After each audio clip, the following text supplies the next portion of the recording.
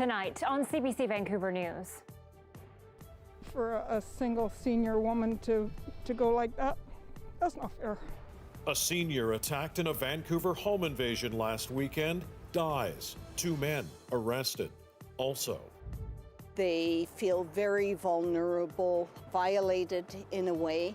How dozens of female realtors are being harassed, and we've unfortunately are living in this nightmare that we hope no one else has to go through. her 6-year-old son got COVID-19. Now she wants changes to safety protocols in BC schools. This is CBC Vancouver News.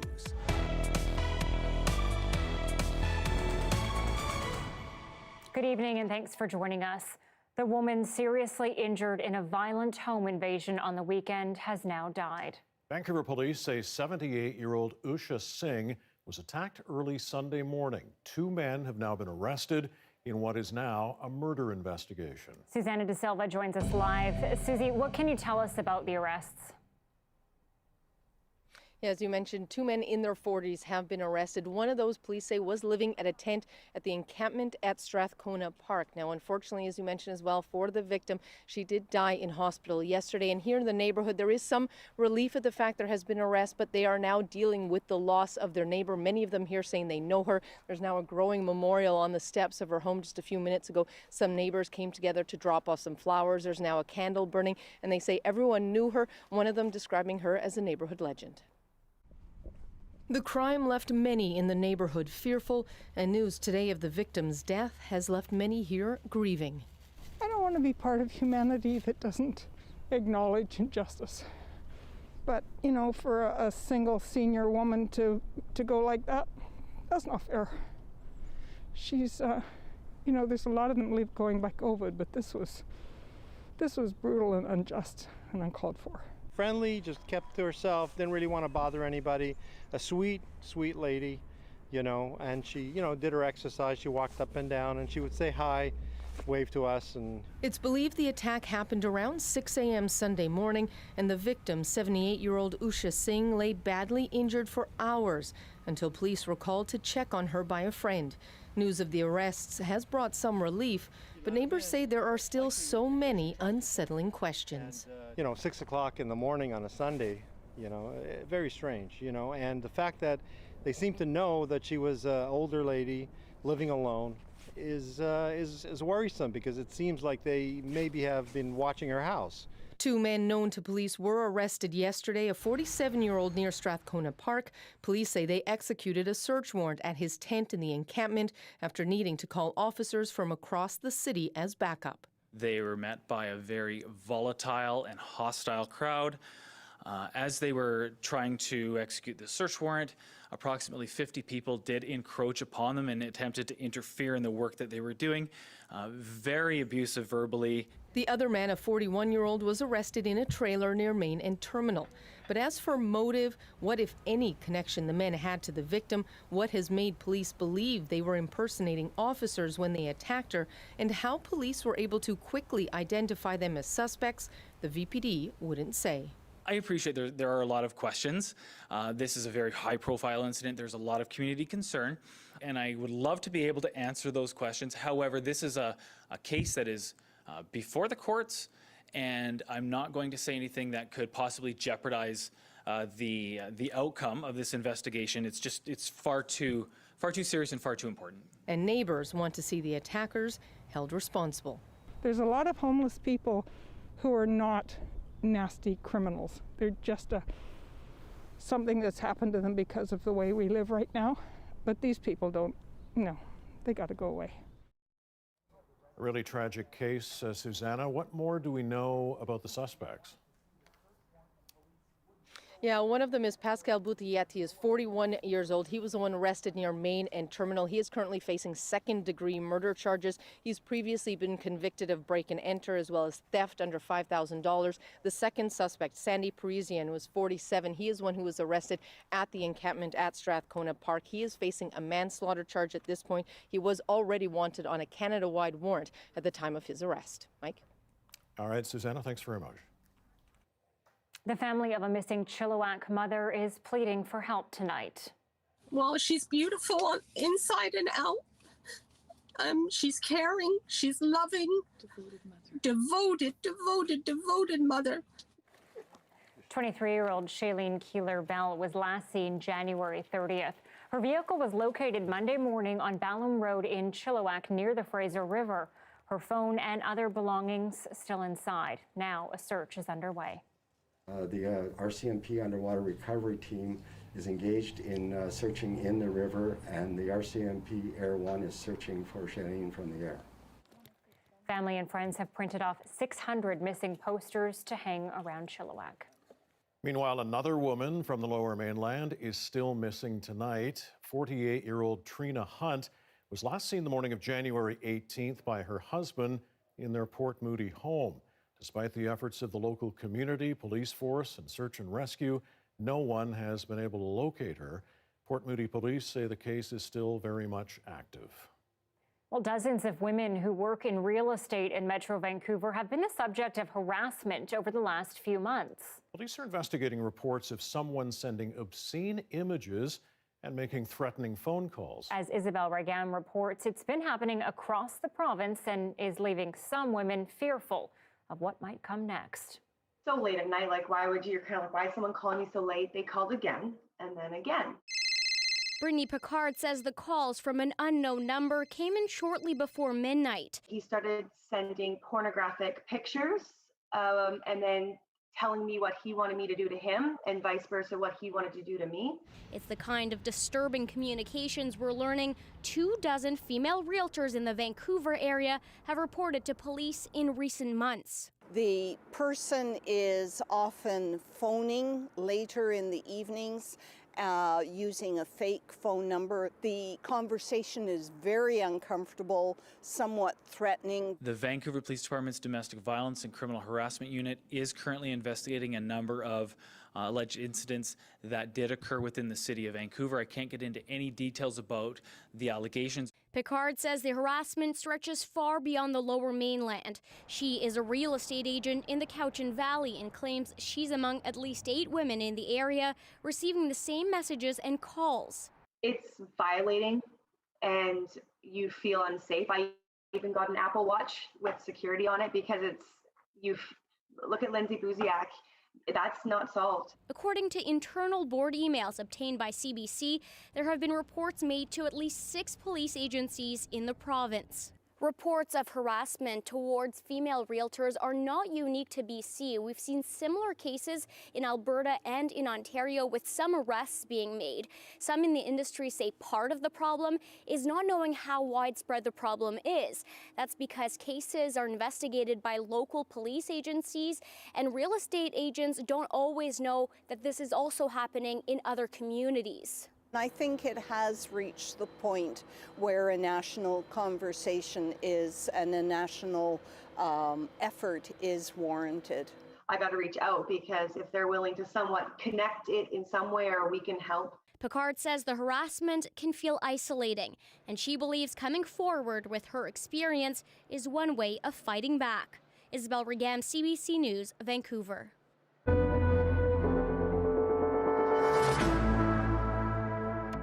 Well, today's COVID-19 update from the BC government brings another 16 deaths across the province.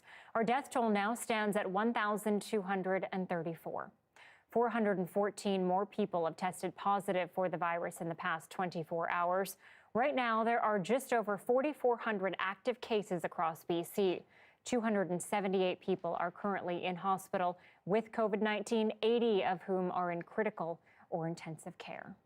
And Fraser Health says there is no longer any exposure risk at Garibaldi Secondary School in Maple Ridge. An individual at the school tested positive for the variant that first emerged in the UK, but has since recovered. After dozens of tests, no positive cases were found. Exotic dancers, dozens of cheeseburgers, and numerous complaints. Those are just some of the claims contained in a search warrant application for a downtown Vancouver penthouse busted under COVID-19 rules early Sunday morning. Police believed it was a makeshift nightclub. Dan Burrett joins us live with more on this. Dan, first, we have to remind people none of the allegations have been proven in court. Correct. This is the sworn document to get the search warrant, 17 pages. Essentially, it's a police theory of what was going on, giving them the grounds they gave to justify entering the suite at Telus Gardens. An officer claims they looked into 6 calls about Penthouse 7 at 777 Richard Street from January 2nd to 30th. They include reports of a loud party, people screaming in the hallway, 100 people inside the suite. In 2 cases, the officer says the VPD couldn't go because they were too busy. On January 23rd, an officer claims a woman told them she was invited to a party at the suite. Inside, she alleges she saw a 2-story stripper pole busy with exotic dancers, bartenders mixing drinks, a DJ booth, mood lighting, and up to 100 people shoulder to shoulder, none wearing masks. An officer claims on January 30th, the building concierge called them to report a party of 25 people in the suite. When officers arrived, the application claims officers saw a delivery driver holding a McDonald's bag with 100 cheeseburgers ordered for that penthouse. Police knocked on the door, but the man who said he was the owner refused to open and directed them to his lawyer. Just before 2 a.m. the next morning, Sunday, police got a search warrant on the belief the Penthouse was being run as an after-hours nightclub. Officers then fined 77 people up to $17,000 in total and arrested a 42-year-old man. The suite owner, Mohammed Movasagi, has been charged with 2 counts of violating the emergency health orders of Dr. Bonnie Henry. He has not entered a plea, but was released on bail and ordered not to host any events, among other conditions. Again, none of the claims in this search warrant application have been proven in court, and you can read much more on our website, cbc.ca/BC. Anita, Mike. Dan Burrett live for us tonight. Thanks, Dan. A Vancouver mom of 2 is calling for safety protocols and guidelines at schools to be reviewed. Her 6-year-old son got COVID-19 after attending a school following the winter break. Tina Lovegreen has the family's story tonight, including the great lengths they took to try to prevent the spread in their household. So here we would use a baby gate so that my son would stay in his room to play. When Jessica On's 6-year-old got COVID, she sprang into action, creating zones in their 2-bedroom apartment and using her skills as a nurse to try to prevent spread. It was our one washroom that we had to share, so we would label the sinks, one for him and one for Mommy and Daddy. Her mission? To protect her 18-month-old daughter from getting it and her elderly parents, who are caregivers to their youngest. So far, none of them have shown symptoms and have tested negative. But both she and her husband caught the virus weeks apart, forcing the family to quarantine for nearly a month.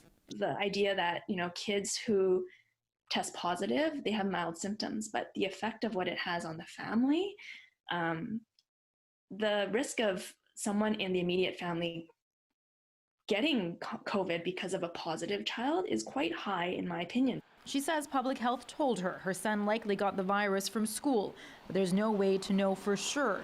And after he got sick, there were other cases in the school, and his entire class had to self-isolate.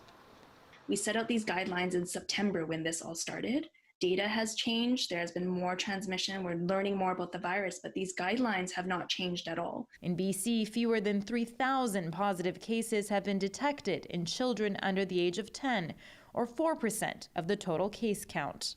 We know that transmission is very uncommon in our schools. I do think it's important to enforce the mask wearing that we have in the school setting. In a statement, the Ministry of Education also said it works continuously to review the health and safety guidelines, adapting and responding when needed. Adding more information on that work will be revealed tomorrow morning, which Jessica and her family hope will mean better rules and fewer cases. We've unfortunately are living in this nightmare that we hope no one else has to go through. Tina Lovegreen, CBC News, Vancouver. And we should mention the province is holding a news conference tomorrow to talk about further action in schools. Okay, there's a new grant for small and medium entrepreneurs in BC to help get them online. We want businesses in BC to be on the cutting edge of that shift. Now is the time for us to build their online sales so they can have the opportunity to become more competitive and grow. Up to $7,500 is available to help business owners shift business online, or it can also go to shops that have already made the move and need to revamp their site. The money for the grant comes out of BC's $1.5 billion recovery benefit. If you're interested, you can go to launchonline.ca to apply. Federal privacy commissioners say an American tech firm has violated Canadians' privacy, and they accuse Clearview AI of putting people at risk of significant harm. Thomas Dagla spoke with lawyers across the country and looks at efforts to make them comply with Canadian law. I'll show you a demo right now. With one click and just a short wait, Clearview AI's founder once showed how easy it is to identify almost anyone. His app providing pictures of individuals without their consent. It's really our belief that the upside completely outweighs the downside. Canadian privacy authorities pointedly disagree, labeling Clearview AI a tool of mass surveillance. They are still collecting information from all over the internet, including the images of Canadians. Clearview scraped more than 3 billion images from social media and other public web pages, building facial recognition technology ostensibly meant for criminal investigations. Pretty much every Canadian can expect to be in this database, so millions of Canadians' profiles and images. U.S. law enforcement is said to be using Clearview to help identify attackers at last month's Capitol Hill riot. Here in Canada, privacy authorities found 48 clients had used the technology. They include police from Vancouver to Toronto and Halifax, plus the RCMP. Even the Rexall pharmacy chain admitted last year an employee tried out the app to identify shoplifters. It's quite clear now that if another company wants to engage in the same kind of behavior, that they're in violation of Canadian privacy laws. UN Stevens got Clearview to provide images it had collected of her. It makes me wonder what they can do with my data.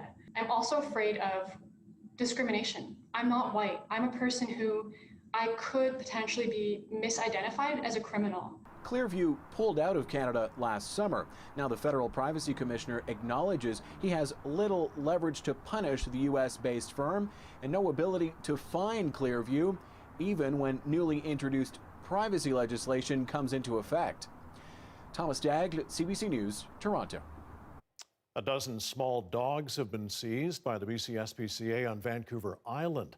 A puppy farm there is accused of exposing the dogs to a contagious and potentially deadly canine virus. A particular dog was displaying some neurological symptoms. Another puppy was limping, and I've since discovered that that puppy's leg was broken. SPCA got a tip from someone who bought a dog from Mixed Blessings Puppy Farm. Alongside the virus, the SPCA also cites it found signs of dogs having lameness, eye and ear infections. The owner refutes the concern. She says she had no idea the dog she sold to the tipster was exhibiting the virus. My animals, my dogs are now in a cold kennel at her place or wherever they are they love me, they know me. The SPCA says the dogs are now being transferred to foster homes. They are currently not up for adoption.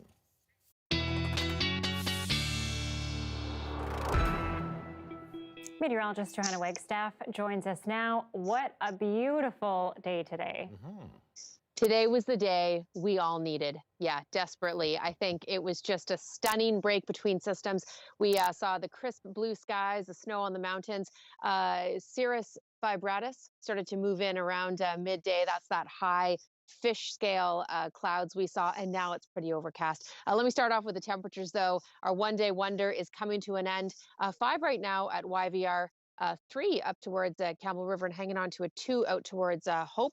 Staying fairly seasonal through the overnight. Look at the satellite, though, already seeing that cloud move in. This system is coming to us from the northwest. Our high pressure is flattening out, and that's allowing a low sliding down the central coast right now to move into Metro Vancouver for tomorrow morning. And we're going to be dealing with this general northwesterly flow for the rest of the week and into the weekend. So getting through a couple of systems, and then we get into some spits and spots with sunny breaks as we head into the week. A little harder to nail down, but a little less impactful. Okay, so taking you through the overnight and sort of pre-dawn hours, that's when I expect the showers to fill in. Snow levels will be down, so we will see snow for the local mountains. As we head in through the day, look for rounds of steadier rain. Yeah, it's back to the washout through your Thursday, and I think I'm going to have to keep the showers going for the end of the week, but I did hint at some sunshine, so let's see what we can do in the long range. Oh, good. And, you know, I thought those were cirrus vibratus clouds that you I should have checked with you earlier, though. I thought you would have known. I thought that's what you were going to say. Yeah. Thanks, Joe.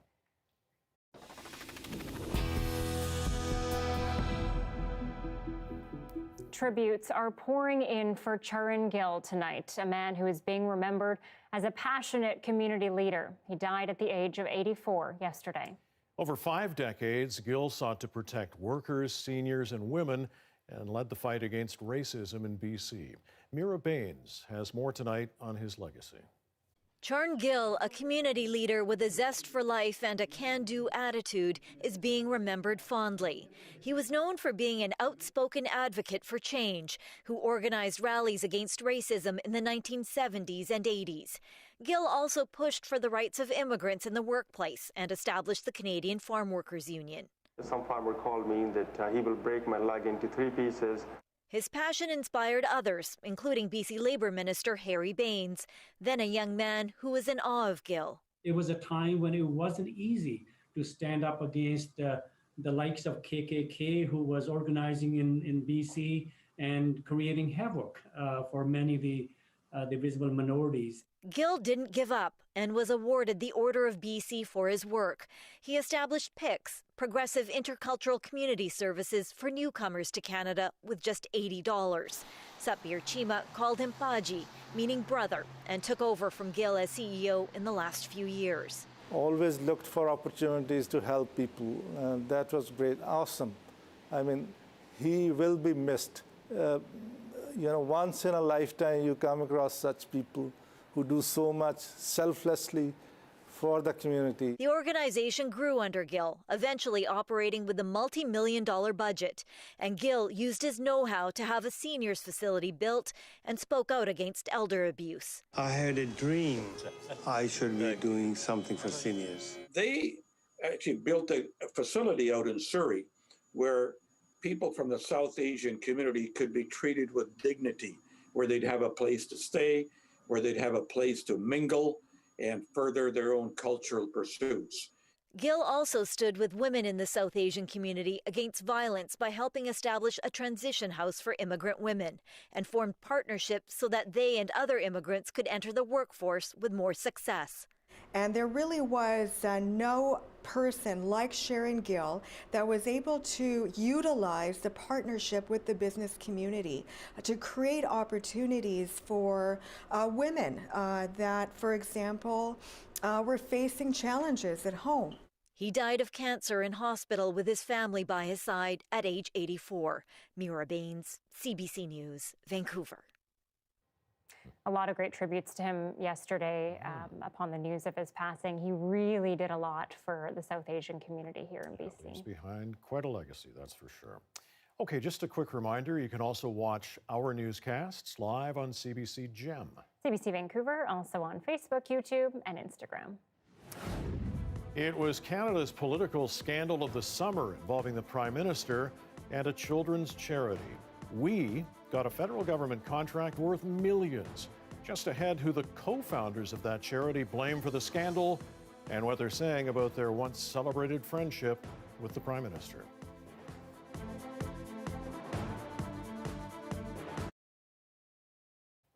Well, thank you for staying with us during our commercial-free live stream. Outdoor rinks are known for bumpy ice. I don't like them at all. I would never go on an outdoor rink. I've said that before. But a Calgary man is helping to make things a little smoother. Yes, you'd like this. He's designed small battery-powered machines that can help make any backyard rink feel like big league ice. And now his ice cleaning creation is grabbing attention in other provinces and countries. Have a look. I started at first as kind of a lawn service to keep myself busy in the wintertime, and I enjoyed coming out and maintaining ice rinks. So then it just kind of was more of a hobby that turned into a full-time job and into a career. It's a dream that came true for sure. We do our best as volunteers, but we're using a hose, shovels, sweepers. We don't have an ice resurfacer to do this stuff. So having him to be able to come out and give us that opportunity to put out just a beautiful sheet of ice, can't say enough about it. Closer to 15 units sold already in almost 2 years of production. So we have 3 in production right now as we speak that are going out, and we're almost at that point to where we're starting a waiting list. We have some in British Columbia, Alberta, Ontario, and Manitoba, And like I said, in the States as well, hockey schools and training facilities are really taking a liking to the product because it's small, compact, it's battery powered. It's like a lot like driving a riding lawnmower. We're focusing more on having the electric side of it to do more indoor type of applications where it is needed for these smaller sheets in these training facilities. They're ready. It can get up to about 2,500 pounds fully loaded with water because it's a 130-gallon tank, which is enough to do a full-size ice rink. It's great for ponds, lakes, all kinds of different community ice rinks due to the fact that it's lightweight and it's transportable, can get on and off. Some of the bigger companies out there, their units can weigh close to 10,000 pounds when they're all loaded up. So it's a big benefit to have a lighter, more versatile machine. We do lakes communities now where they have big skate loops, and our product can get out there and cut the ice safely about 6 inches. It just gives kids a feel of being able to, like they're playing indoors when they can go out and skate on an ice that has no bumps, no lumps, no cracks. It's just, it's flush. The puck flies down the ice beautifully. The kids skate down the ice beautifully with no issues of maybe hurting a knee or hurting an ankle, catching a rut. Seems to do the trick, Anita. You should keep that in mind for your first. I will never rink. skate on a pond or a lake or anything like that. I don't know if you want to take that right into the middle of a lake or not, but anyway. No, it's pretty heavy. Good for him, though. Okay, back in a few moments. More on the We Charity scandal, an exclusive interview with the Kielburger brothers. Until then, enjoy this shot of downtown Vancouver.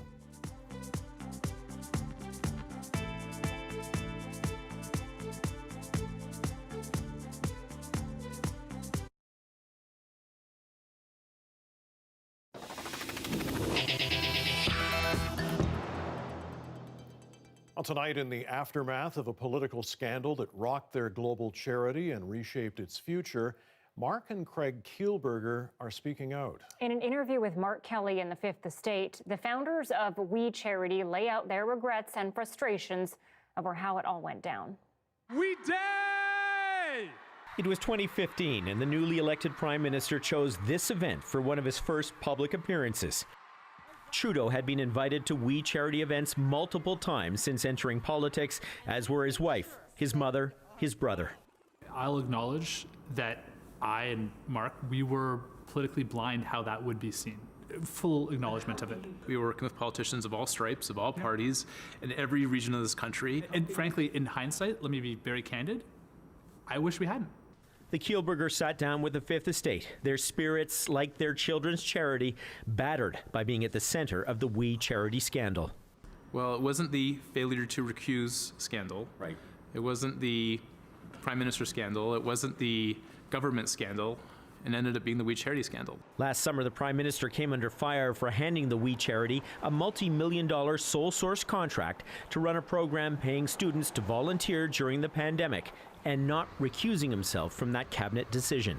I made a mistake in not recusing myself immediately from the discussions, given our family's history. The contract would later be cancelled. Do you feel at this point that the Prime Minister has thrown you under the bus? Mark, we felt that we were political roadkill early in July, and it only got worse. The charity's fight for survival now getting political. We were naive in how this was going to be seen. We own all of that. I wish others would also own their side of it, especially the politicians. We were politically mugged. The Kielburgers tell us that they've begun to sell off assets, the building, their head office here in Toronto, to help pay for their overseas works. They continue to do that. And they're really trying to put as much daylight between the We Charity and the We Charity scandal. But we know they're being called to testify before the Federal Ethics Committee on February 26th. We know the Federal Ethics Commissioner continues his investigation into Justin Trudeau and the possibility of a conflict of interest here in his relationship with the Kielburgers. So the opposition, as far as they're concerned, this charity, this scandal still has legs. Fifth Estate's Mark Kelly reporting tonight. You can watch the full story on the Fifth Estate tomorrow night at 9 o'clock on CBC Television and on CBC Gem. Well, the military coup in Myanmar sparked condemnation across the world including Burmese people living here. We stand with Protesters gathered at the Vancouver Art Gallery today to stand in solidarity with Myanmar's claim for democracy. They are voicing opposition against the detainment of Aung San Suu Kyi and democratically elected officials in Myanmar. Organizers say they are not calling for violence, but are encouraging people in Myanmar to stay strong. One student is calling on the Canadian government to exert more pressure against the military. It is a great opportunity to stand not only for our country, not only for our families, but for democracy, and to show that the next generation and other generations matter. Their future is compromised, and we must stand up for the democratic freedoms, basic rights, and for everyone's future. Earlier today, police in Myanmar charged Aung San Suu Kyi for possessing illegally imported walkie-talkies. And as Sasha Petrusek explains tonight, it allows them to keep her detained and maintain a state of emergency. The banging and beeping echoes through Yangon again. Today is louder than yesterday. Residents at their windows, cars on the streets, defying a curfew, fearing a crackdown. I think the government will do something if it gets louder and louder, longer and longer. Doctors and nurses lead this resistance, refusing to obey the generals who swept aside a civilian government Myanmar's people elected en masse. Today, the leader of that government, Nobel laureate Aung San Suu Kyi, was charged with several minor offenses, enough for the military to justify her detention. We feel sorry for Mother Suu Kyi, says this man. We really did not expect this coup. If anything, the army is tightening its grip, with tanks, troops, and barricades, as General Min Aung Hlaing vows to exercise emergency powers for the next year. In New York, members of the UN Security Council continue to negotiate a statement to express the world's indignance. China seems reluctant to take a hard line. After all, it stands to benefit from Myanmar's break with the West. But it also denies it's protecting Myanmar's generals. It's not true, said a spokesman. China just wants the two sides to uphold stability. Until then, the people of Myanmar remain frustrated that the democracy they celebrated turned out to be so uncertain. Sasha Petrusek, CBC News, Toronto. Well, COVID numbers in the Fraser Health Authority are coming down. After the break, we sit down with the CEO of Fraser Health to talk why.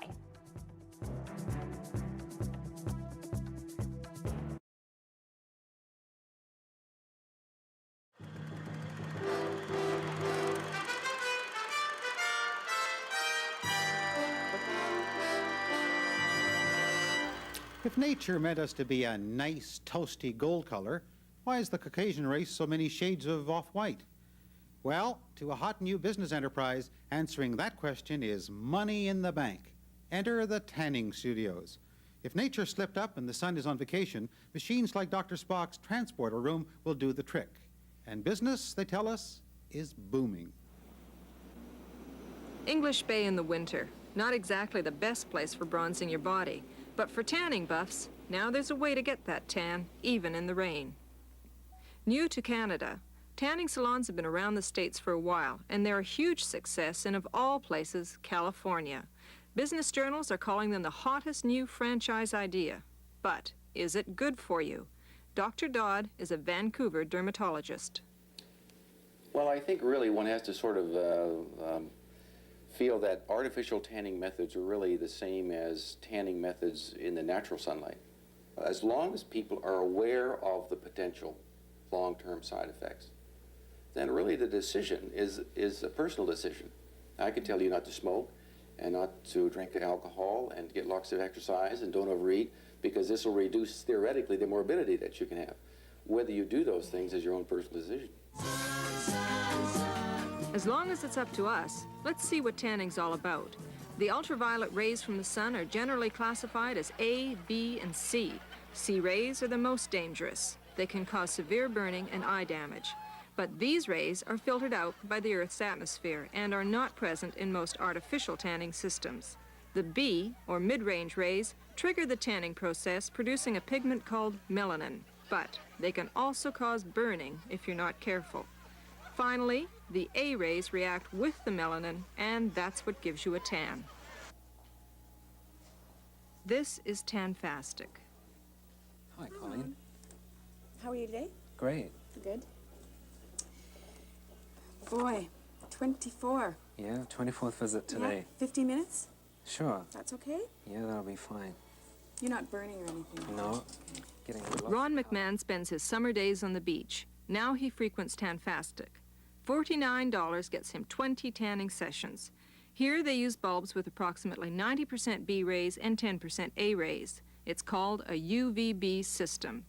Because the B rays can be harmful, you have to wear protective goggles. Most people start with a 2-minute session and work to a maximum of 15 minutes. They say 2 minutes is equal to 2 hours in the sun. The time is monitored by the staff, but that's after you sign a form which waives all claims for damages or injuries suffered by you.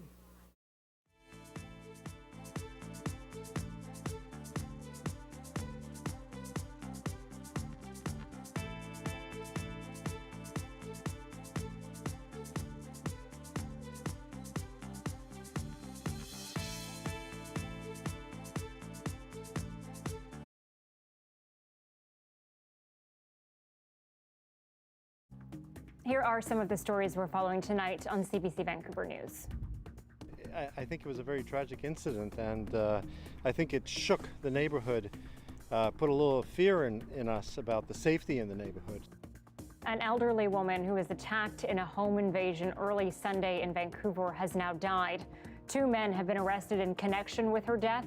78-year-old Usha Singh was found critically injured inside her house near Queen Elizabeth Park. It's believed 2 men posed as police officers to get inside her home. It's a very unpleasant situation for our members.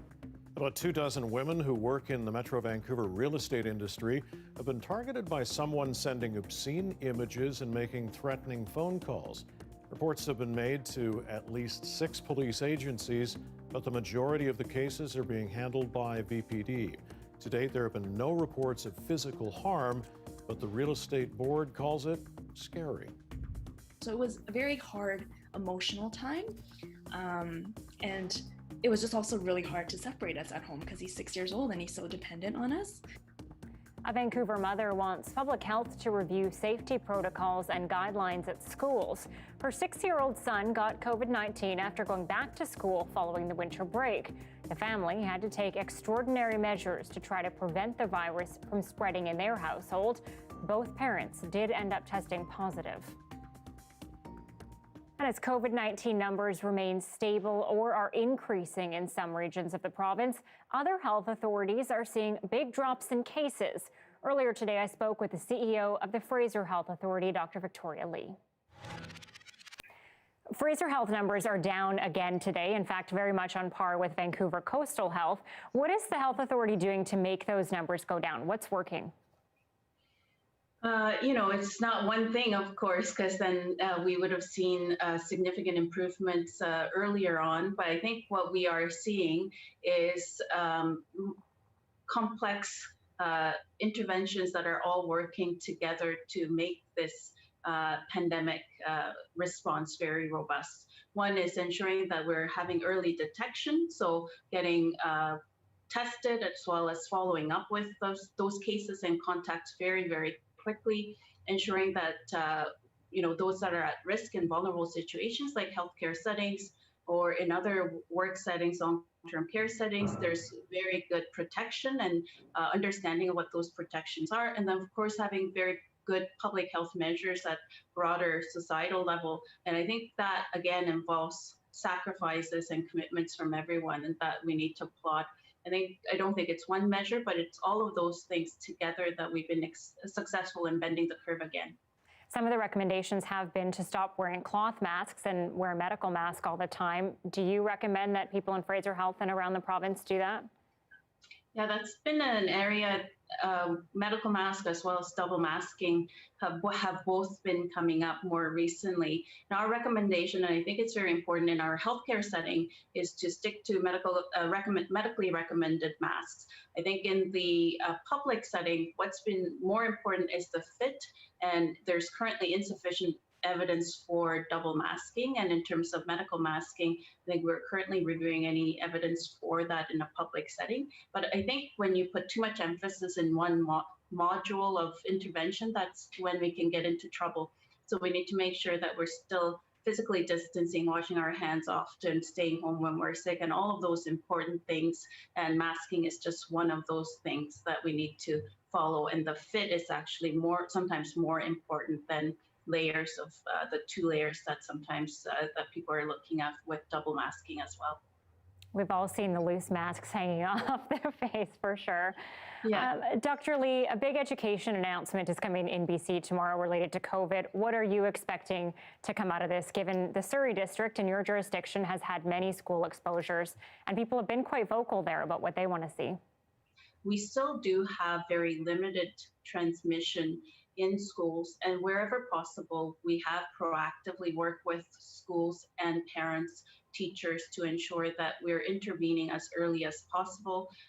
For instance, most recent case with Garibaldi, when we knew even before having any information about the variant case of the specific case at school, we acted early to get tested. So I think the important things are to make sure that we have those layers of protection available in schools, ensure that we continue to communicate proactively and in a transparent way, and also engage each other in learning as we go, because we are learning more and more about this virus as we go through this pandemic as well. Dr. Victoria Lee, CEO of Fraser Health, thank you so much for your time today. Thank you so much for having me. Plans for the Summer Olympic Games are moving forward. Today, organizers of the Tokyo Olympics unveiled just some of the rules that will be in place to try to keep people safe from COVID. One thing, it's not clear yet whether spectators will be allowed. Greg Rasmussen looks at what's in this so-called playbook. Normally, it's all crowds, close contact, and long, loud cheering. But under new ground rules laid out today, this summer's Olympics will be much more sedate, as high fives, handshakes, and hugs will all be taboo. So how hard are you training right now? Pretty hard, since we're Canadian swimmer Marcus Thormeyer will be expected to basically show up, compete, and then leave. I'd love it if the stands were packed, but if it's not the safe thing to do, then don't do it. Hygiene, spacing, and mask use will be a must, while bars and restaurants in Tokyo will be a no-go for the first 2 weeks in the country. Each delegation will have a COVID officer monitoring the implementation of these rules. Violations could result in expulsion. Visiting delegations will need to carry proof of a recent negative COVID test and download a tracing app. On the delicate issue of giving shots to otherwise healthy young athletes, the IOC says vaccinations are desirable but not mandatory, and Games participants are not a priority ahead of health and essential workers. Swimmer Thormeyer remains hopeful there will be a successful launch of the Games after last year's delay, despite worries about the pandemic. Shut out the noise, focus in on training, competing, and just, go there to represent Canada the best we can. It's now also 1 year away from the launch of another Olympics, the Winter Games, with host country China facing not only worries about what the pandemic will look like then, but also calls for a boycott over its record on human rights. Greg Rasmussen, CBC News, Vancouver. Remembering a giant of the Canadian music scene, how one man is honoring his mother's legacy by putting together an online music festival.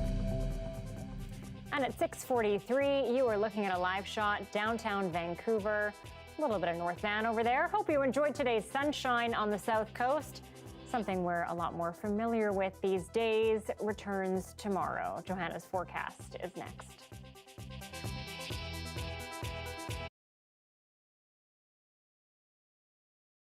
She's got the usual usual snapping turtle attitude. She's just dramatic, and this is what we like to see. Good morning, Ontario Turtle Conservation Centre.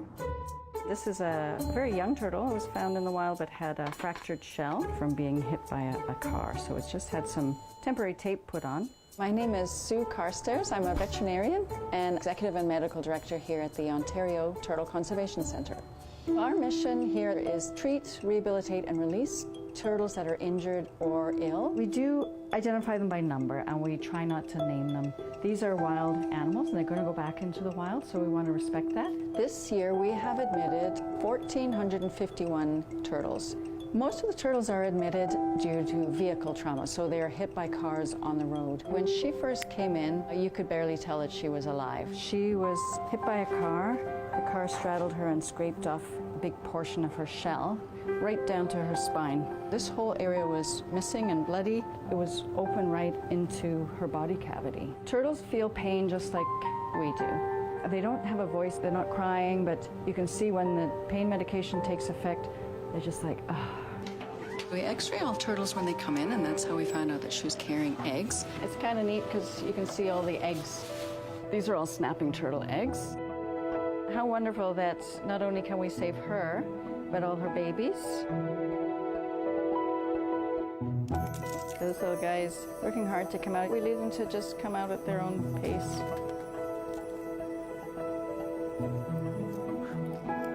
I couldn't have timed that better. If she hadn't come in, she would have died. If I had to give 733 a name, I would probably call her Spunky. She's just got that attitude back, and this has taken several months to get her to this stage. So compared to when she came in, it's night and day. She's feeling like she's ready to go. She just doesn't know that she's not quite ready to go yet. The fact that they can regenerate some of their spinal tissue and go on to recover from spinal cord injuries that no other species can, pretty phenomenal. When it comes time to release them, we scout out the closest appropriate body of water to where they were found. Apart from the beauty of intrinsically of them and their right to exist, we can learn so much from them, and they're so useful to us in the environment, keeping that healthy. Watch for them on the road. They can look like rocks in the road, they can look like potholes, especially if there's a wetland on one or either side of the road. Just slow down and watch for them.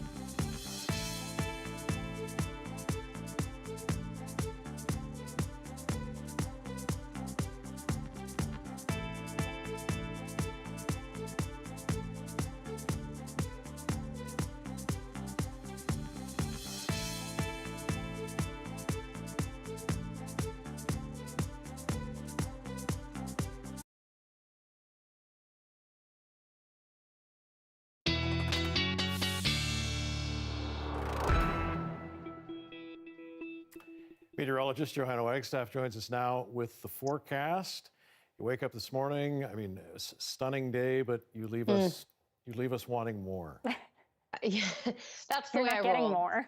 Yeah, exactly.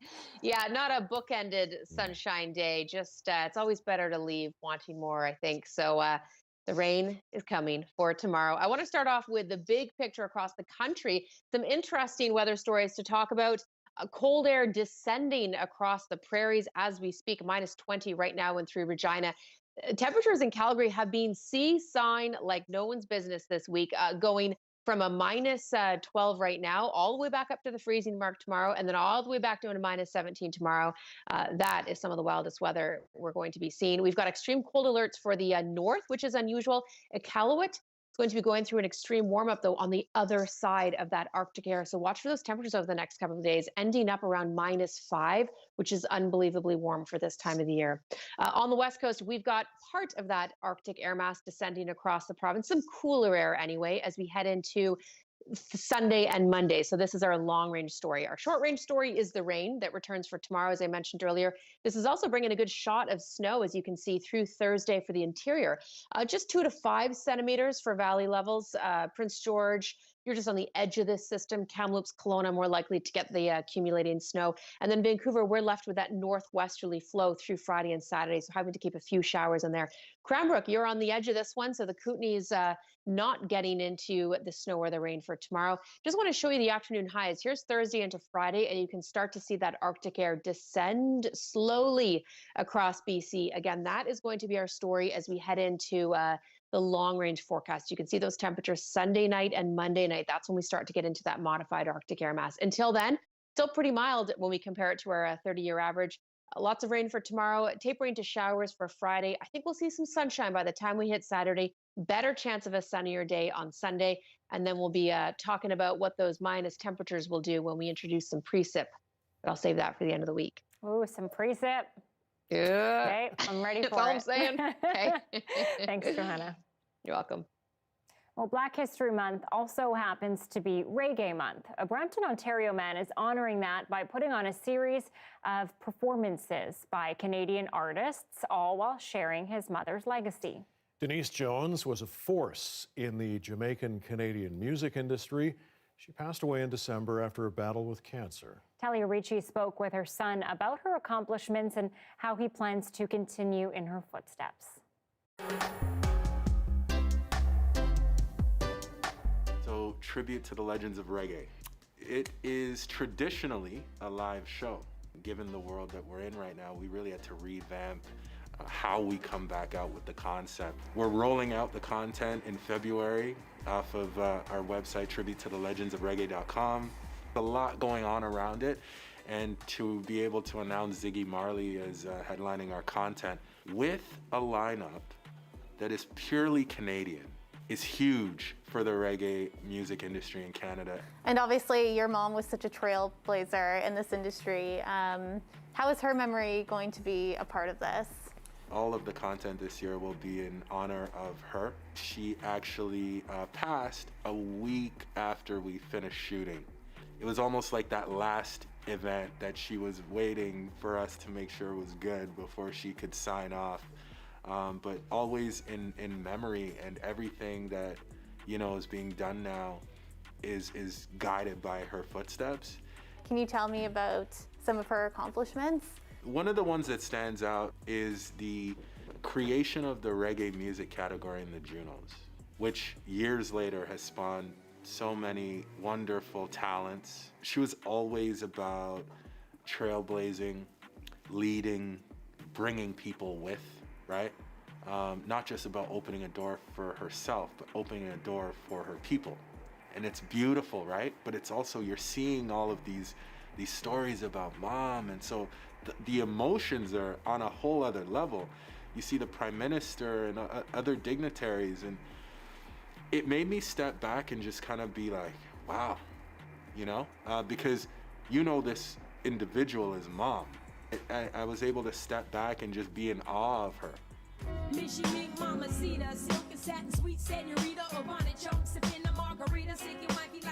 Watching her being a mother and carrying Jesse around, it made me set a template for me carrying my son around in the industry, and let me know that it was possible to actually, you know, have a child and have a career in Canada and in Black music in Canada. Denise Jones, just keep playing on wherever you're playing. I think at the end of the day, we're guided by the footprints that were laid out. If I can do this much of what she was able to do, I'll feel good. Still to come tonight, a remarkable discovery. Why one man is only now meeting his father for the first time.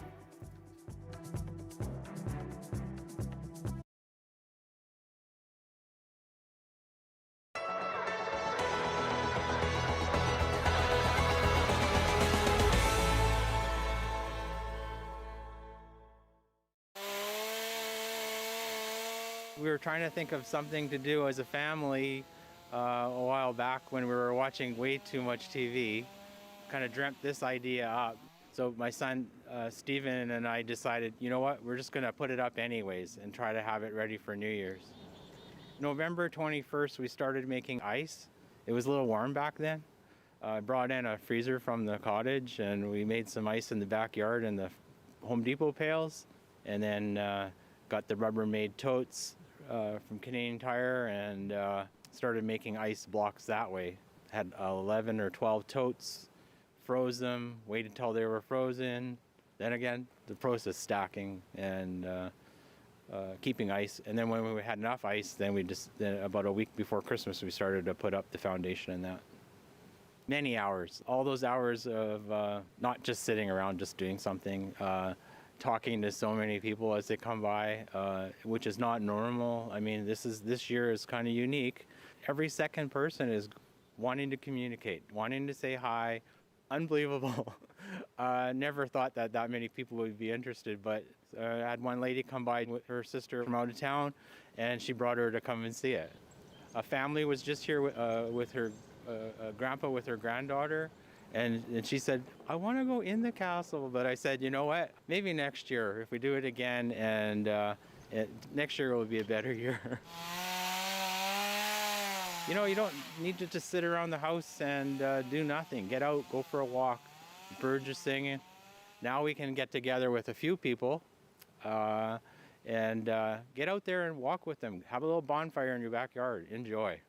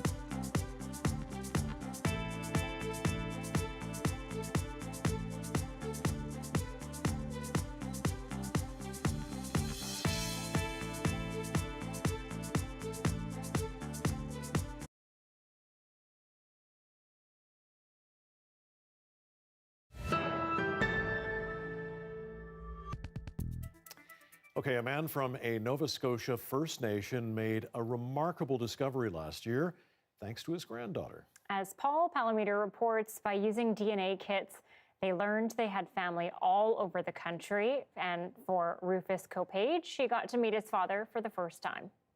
It was a little over a year ago when Rufus Copage used a DNA kit to learn more about his family history. Turns out he has 9 half-brothers and 3 half-sisters he didn't know about. And to top it off, his dad, whom he had never met, was still alive in Newfoundland. I was 68 in May. Like I say, at this age, you don't think about finding a father. I wasn't looking for him no more. And it's like, yeah, it's really shocked. So now I've got a whole life ahead of me to look forward to meeting my brothers and sisters. His dad has Alzheimer's, so Copage wanted to see him as soon as he could. When the Atlantic bubble opened in the summer, he took a quick trip to Newfoundland to see his father and some of his sisters for the first time. The thing is, when I look at you, I think I'm looking at myself. There was times that he knew that he had another son. I really believe he knew that I was another son at times, and then there was at times that he kind of, go in another story of something, but I just felt he knew it. And when I finally left after the third day of finally coming home, he actually gave me something that was very precious to him, was a Bible. This picture shows Copage's father when he was in the Navy. He was on board a ship that came to Halifax in 1952 for a refit. That's when Copage was conceived. He was raised on the Sabaganagati Reserve by his grandparents. The visit with his father in Newfoundland was a very special occasion for the family. We didn't really think it was going to mean anything to him, but it was just like he accepted it and knew what was happening. It was amazing. We were talking about Christmas, And I was explaining to Rufus how we draw names in the family and just do one Christmas gift. Oh, he said, thank goodness. I thought I was going to have to buy Christmas gifts for all of those new brothers and sisters. You know, I got a good 20, 30 years to go meeting them now, so like I say, I'm looking at being around for a little while. You know, I got some hope now. Copade still hasn't met all of his new siblings, but there are plans for a family reunion in Newfoundland next year to celebrate their father's 90th birthday. Yeah. All right, Dad, I love you. I love you. Paul Palmeter, CBC News, Sabaganegadi. I'm a sucker for these DNA reunification stories. I love them. Yeah, the granddaughter obviously figured it all out. Yeah. Love those stories. Okay, you can always watch our newscast online, cbc.ca/BC. Next local news right here at 11 o'clock. Dan Burrett is in the chair right after the National. Thanks for watching. Have a good night. Good night.